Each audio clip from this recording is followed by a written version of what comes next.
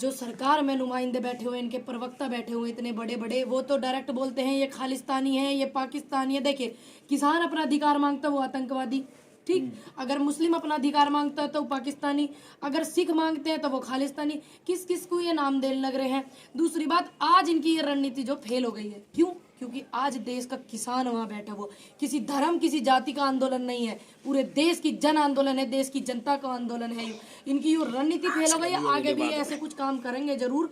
क्योंकि देखो, जब दिया फड़फड़ाता है, जब बुझने वाला होता है, तो वही काम होने लग रहा। ज्यादा ये हम पे ऐसी सख्ती बरत रहे हैं, और ये ऐसे ऐसे प्रवक्ता इनकी पार्टी में जो नारी का सम्मान करना नहीं जानते, नारी का अपमान करते हैं, और जो देश के अन्नदाता को आतंकवादी कहते हैं, खालिस्तानी कहते हैं, पाकिस्तानी कहते हैं। बताइए, मैं कौन से उससे हूँ? मैं देश की बेटी हूँ, किसान की बेटी हूँ। मैंने किसी दिन बोला कोई शब्द ऐसा जिससे ये मुझे भी ऐसे ऐसे शब्द कहे हुए हैं? तो भाई, इस बात से हम पे कोई फर्क नहीं पड़ेगा, क्योंकि हम लोग सच्चे हैं, अपने अधिकार के लिए लड़ रहे हैं, संविधान के दायरे में। संविधान के दायरे में हम काम कर रहे हैं। ये कौन से दायरे में कर रहे हैं? आपने पूरा नजारा देखा, देश ने देखा, किसानन की गैल कैसा दुर्व्यवहार इन्होंने करा। और आज भी हम उनसे विनम्र निवेदन कर रहे हैं माननीय मोदी जी से कि तुम ये बिल वापस ले लो, और इन सबकी सलाह से दूसरे बिल ले आइयो, ठीक। इन्हें रद्द कर दो। जब देश में इतने नुकसान है, 33 करोड़ 1000 करोड़ का पर डे का नुकसान हो रहा है, उन्हें देश प्यारा नहीं है जो इतना लंबा आंदोलन नहीं करवा। देखिए, हम तो अपने अधिकार के लिए करेंगे, हमारी मजबूरी है, करेंगे, हमारा अधिकार है, हमारा हक है, हमारी परेशानी है। इनकी क्या मजबूरी है जो ये वापस नहीं ले रहे हैं? ये बताएं अपनी मजबूरी क्या मजबूरी है? इतना नुकसान देश में हो रहा, इनको देश प्यारा नहीं है? ऐसा इन कानूनों में क्या है जिसके लिए किसान इतना लंबा आंदोलन कर रहे हैं? देखिए, मैंने तो 1000 बार गिनवाया और आज भी गिनवा दूंगी। इनमें कमी क्या है? ये नहीं गिनवा पाते हैं, इनके लोग प्रवक्ता इनके नहीं गिनवा पाते। 1000 बाइटों में मैंने औरों की में भी देखा, डिबेट में अपनी में भी मैंने देखा है। सवाल मैं इनको बताइए, कहते हैं इसमें कमी क्या है, काले कैसे? मैंने बताया, क्लोज नंबर 7 का पैरा नंबर 2 पढ़ना। इस बिल में साफ साफ लिखा हुआ है कि इसमें जब आप स्टॉकिंग करके, ये अनलिमिटेड वालों को, ये प्राइवेट वालों को पावर क्यों दी इन्होंने? ये पावर किसके पास होनी चाहिए? सरकार के पास। ये सारे के सारे स्टॉकिंग कर लेंगे, और कब रोकेंगे ये उस चीज को? जब महंगाई 1.5 गुना बढ़ जाएगी। ये बिल में लिखा हुआ, मैंने ऐसी बात बहुत बार बता दी। इन्होंने फायदे नहीं बताए, बस नुके में इसमें फायदे होंगे। 70 साल से उस सरकार ने क्या करा, हमारे सरकार ने यूं कर दिया। अरे तुम्हारी सरकार है सत्ता में भैया, सवालों से मत भागो, तुम जवाब दो। ये बिल तुम लेकर आए, हम राहुल गांधी से पूछेंगे कि इनमें क्या नुकसान है, क्या फायदे, हम तुमसे पूछेंगे। ये जवाब नहीं देते। आप एक भी वीडियो इनकी उठा के देख लियो ना, जो इनके प्रवक्ता बैठे गलबजाई करे हैं, वे एक में भी अगर ये बताते हो इसके फायदे क्या। और हमारे जितने किसान नेता बैठ रहे हैं, बुजुर्ग बैठ रहे हैं, किसान बैठ रहे हैं, नॉर्मल किसान जो बैठ रहे हैं, मेरे जैसा युवा बैठ रहा, 10 या कम ही ना, मैंने गिनवा दिया 1000 बार। और इनके प्रवक्ता सवाल का जवाब देते हैं, कांग्रेस, राहुल गांधी, सोनिया गांधी, पाकिस्तान, ये उनके पास वो है जवाब। ये जवाब थोड़ी होता है, जवाब वो हो जो तुम लेकर आए, हमने कमी बताई, तुम फायदे बताओ। फायदे नहीं बताते ये लोग।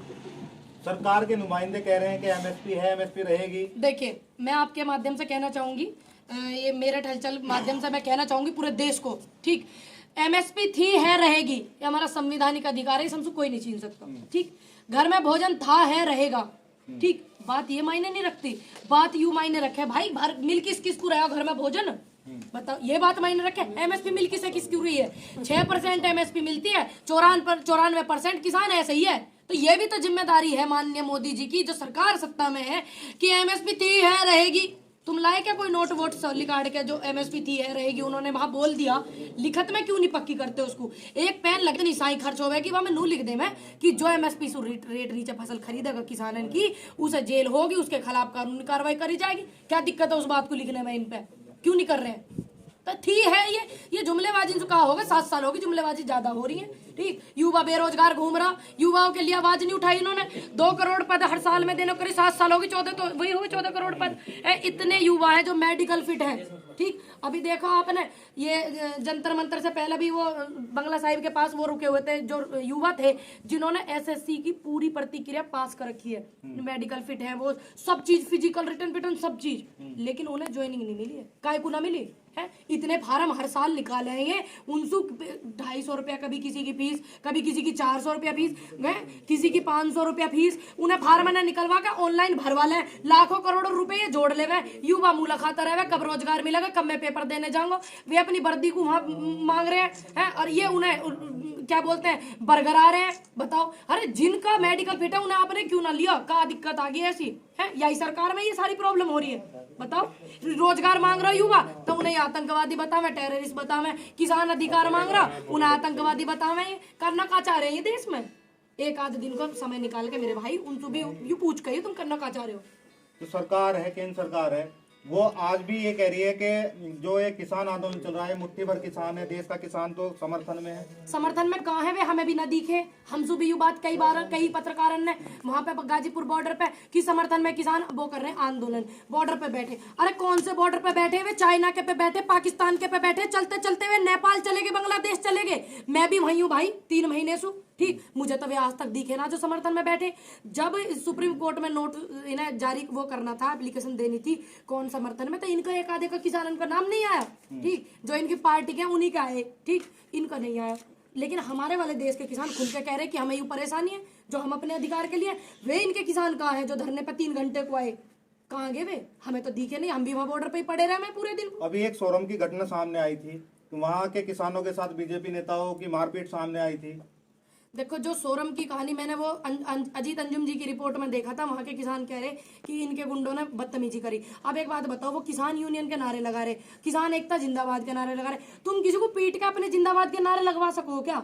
नहीं लगवा सकते। विचारधारा उनकी, किसान एकता जिंदाबाद कर रहे। मैं भी यही बात कहूंगी, मैं नहीं चाहती कि पूनम पंडित जिंदाबाद आप कहें, मैं चाहती हूँ किसान एकता जिंदाबाद कहे, नारी शक्ति जिंदाबाद कहें आप, ठीक। भारत का जो संविधान है उसको जिंदाबाद कहें आप। मैं जानती हूँ आप सभी मुझे बहुत लगाव प्यार करते हो। अभी भी मैंने ये वाली बात वहां बोली, अभी वहां जिंदाबाद के नारे लग रहे थे, पूनम पंडित जिंदाबाद के।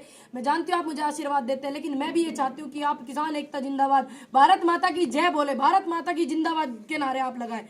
तो ये अब जबरदस्ती कैसे किसी से आप नारे लगवा सको? भाई उनकी विचारधारा नहीं मिल रही है। अब सु पहले तो वे नहीं गए थे केंद्र मंत्री जी, वहां के किसानों ने बताया कि एकदम से ये आए हैं क्योंकि गृह मंत्री जी का आदेश आया भैया, है ना, तो वो गए हैं। अब वहां इतने किसान भी गांव में नहीं थे, बॉर्डर पे कुछ वहां पे किसान थे, उन्होंने ये करा। अब जो आप इन बातों ने बरकरार सुखा होगा, अरे जब 7 साल से आपकी सरकार है, मेरे हिसाब से 2 बार है वे MP मेंबर ऑफ पार्लियामेंट, है ना, तो कितनी बार वे चले गए किसानों की समस्या सुनने?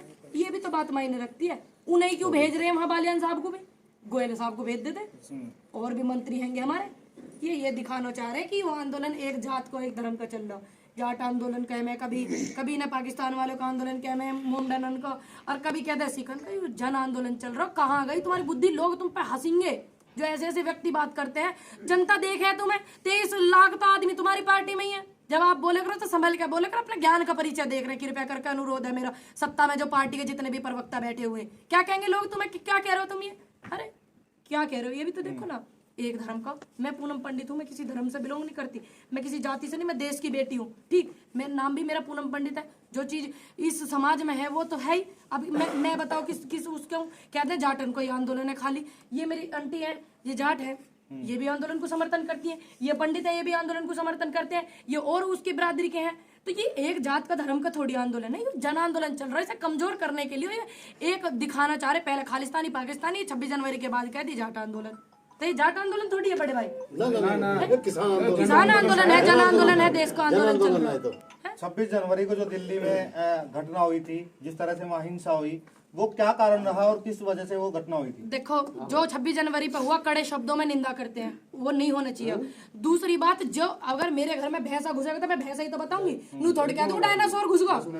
भाई वहां पे जो आदमी गए हैं वे, उन्हें जांच करी जा रही है, उनकी पड़ताल करी जा रही है।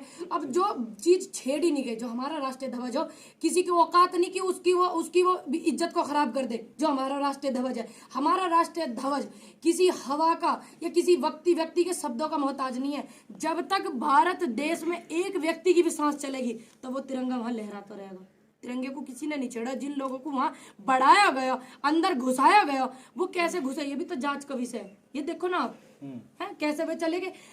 लाल किला हमारे देश की इमारत है, भव्य इमारत, और सीख मिलती है लाल किला से लोगों को। बच्चों को भी, स्कूल वाले बच्चों को भी ले लेके जाते थे, लाल किला हमारे देश का जाते थे। अब आप उसी पे कोई कैसे घुस गए? सारी इंटेलिजेंस, सारी पुलिस फोर्स, सारा सिस्टम भाई है। अब जांच हो रही है, जांच होनी चाहिए अच्छी निष्पक्ष। और मैं तो यही कहूंगी, जो हुआ गलत हुआ, वो नहीं होना चाहिए था। केंद्र सरकार ने वहाँ जो धरनारत किसान है बॉर्डरों पे, वहाँ कीले गाड़ दी, कंटीले तार लगा दिए। क्या चाहती है ये सरकार? ये सरकार वालों ने तो एक आध दिन का टाइम लेकर तुम पूछ कही हो। तुम एक बात बताओ, ये अपने आप को दिल्ली में बंद कर रहे हैं या हमें दिल्ली से दूर कर रहे हैं? क्या वो दिल्ली हमारी ना, देश की दिल्ली है, हिंदुस्तान का दिल दिल्ली है, हमारी भी है, हम इस देश के हैं, हम भी दिल्ली जा सकते क्यों नहीं जा सकते? कारण बताओ ना कि आप कील काय को गाड़ रहे हो? इतना पैसा तो उन्हें गाड़ने में लगा दिया, इतना उन्हें उखाड़ने में लगा दिया, देश के पैसा नहीं बर्बाद कर रहे हो तुम?